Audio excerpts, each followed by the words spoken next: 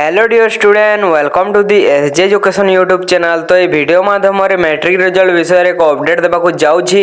जदि तुम्हें माने प्रथम थर पर यह चैनल रे आसीच किंबा ये वीडियोटी को प्रथम थर पर देखुछ तो निश्चित भाव में चैनल को सब्सक्राइब, वीडियोटी को लाइक और यह वीडियोटी को निज सांगसाथी मानक शेयर करदेवे।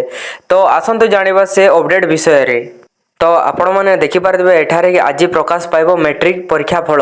तो आज 11:30 मैट्रिक रिजल्ट प्रकाश पाइब एवं आपण यह किपरि देखिपारे सर्वप्रथम ताहा मु एई चैनल माध्यम आपण मानकु जणैदेबी। तो एबे पिला मानक रिजल्ट बा मार्क देखिबाकू गले गत वर्ष जो मैट्रिक रिजल्ट प्रकाश पाइथिला तार अनुसार यही चलित वर्ष मध्य भल रिजल्ट आसीबार संभावना अछि।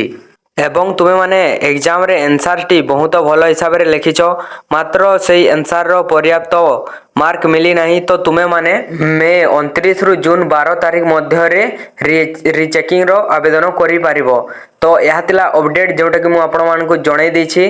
तो एपरि अपडेट सर्वप्रथम देखिबा पई आमो चैनल एसजे एजुकेशन को सब्सक्राइब कर देबे। तो देखाबा पुणी नेक्स्ट वीडियो रे। So thank you.